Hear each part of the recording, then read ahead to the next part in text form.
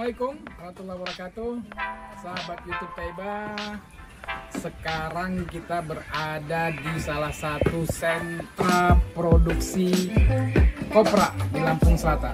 Jadi kopra dan briket itu masih satu suku, satu kabilah.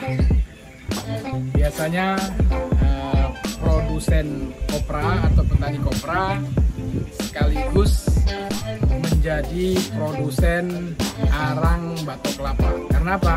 Karena kopra itu dihasilkan dari dagingnya buah kelapa. Ketika kopra itu dimasukkan dalam oven, dia akan terpisah dagingnya dengan batoknya. Batoknya ini kemudian dijadikan arang untuk bahan baku briket.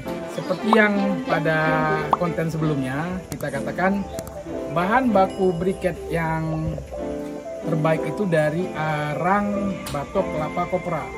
Karena ketika petani memproduksi kopra, itu betul-betul kelapa yang sudah tua, kemudian di oven, sehingga batoknya juga batok tua dan juga batoknya batok belah, bukan batok pecah. Arang briket dari batok kelapa belah itu lebih bagus kualitasnya daripada batok pecah, sehingga dari produsen briket biasanya otomatis bekerja sama dengan produsen atau petani kopra untuk mendapatkan batoknya.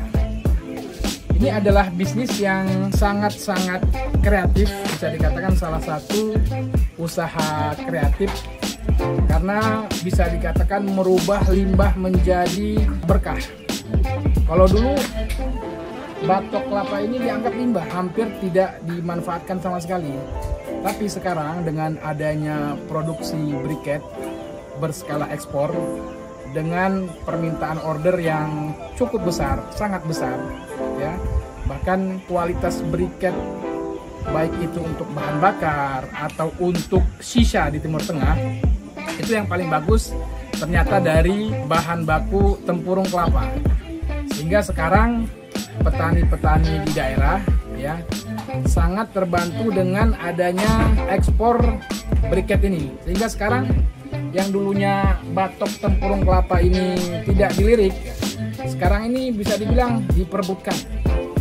Sehingga petani-petani di daerah juga alhamdulillah mendapatkan berkahnya dengan banyaknya produksi atau produsen briket berskala ekspor. Termasuk yang ada di belakang ini adalah mitra kita yang ada di Lampung Selatan yang memproduksi kopra dan juga memproduksi bahan baku untuk kebutuhan kami di PT Taiba. Kalau bisa kita lihat sekilas, produksi kopra ini melibatkan masyarakat, ibu-ibu membuka lapangan kerja, kemudian menghidupkan ekonomi masyarakat. Kemudian alhamdulillah di saat pandemi sekarang ini, ketika banyak kegiatan ekonomi yang terhenti, tapi dengan banyaknya permintaan ekspor untuk kopra dan untuk briket arang kelapa, alhamdulillah hampir bisa dikatakan petani di daerah tidak terlalu terpengaruh. Kegiatan ekonomi terus berjalan, kemudian produksi untuk ekspor baik briket ataupun kopra tetap berjalan, sehingga di sini terjadilah hubungan simbiosis mutualisme antara produsen pabrik briket dengan mitra-mitranya di daerah, para supplier dan juga petani-petani produk kelapa dan turunannya. Ini baru 2 produk, padahal dari kelapa itu luar biasa, Masya Allah. Bisa dikatakan buah kelapa itu buah yang berkah, buah yang sangat memiliki manfaat luar biasa. Ada lagi yang bisa dimanfaatkan dari serabut kelapanya, itu untuk kokopet yang dia itu salah satu bahan baku juga untuk ekspor. Bahkan ya, meskipun hanya katakanlah sabutnya, untuk teman-teman ketahui, jok mobil kendaraan mewah BMW dan Mercedes-Benz itu jok kulitnya menggunakan kokopit yang berasal dari bahan baku serabut kelapa, dan itu diekspor dari Indonesia. Sehingga banyak teman-teman kami, bahkan insya Allah nanti Taiba Kokocha sendiri akan mengembangkan produk ekspornya ke arah tersebut. Kita akan memanfaatkan produk kelapa dan turunannya, bukan hanya briket, tapi juga kita akan masuk ke ekspor kopra, baik itu kopra putih yang bisa diekspor langsung ataupun kopra asalan yang akan bisa diolah menjadi minyak kelapa. Begitu juga dengan sabut kelapanya yang bisa diolah menjadi kokopit yang bisa diekspor juga, dan kami telah memiliki buyernya di luar negeri. Belum lagi air kelapanya itu bisa dijadikan nata de coco.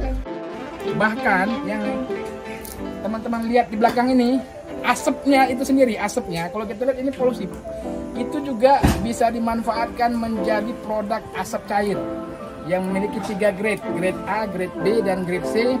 Yang grade A-nya konon dikatakan adalah salah satu obat penangkal corona. Grade A-nya bisa langsung diminum, itu asap cair. Ini kalau sekarang belum dimanfaatkan ini sama Bang siapa? Bang Inan. Nah, nanti insya Allah kita dengan Bang Inan, asapnya pun nggak akan jadi polusi. Kita akan buat asap cair ya Bang Inan ya. Asap cair, grade A-nya bisa untuk diminum langsung, grade B-nya bisa untuk pengawet makanan, pengawet ikan, grade C-nya bisa digunakan untuk pengawet karet. Jadi memang kelapa ini sangat luar biasa.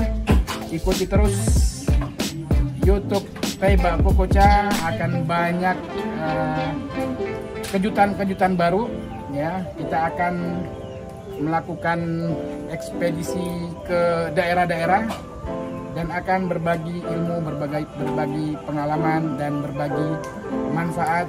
Jangan lupa like, share, komen, dan nyalakan terus loncengnya. Assalamualaikum warahmatullahi wabarakatuh.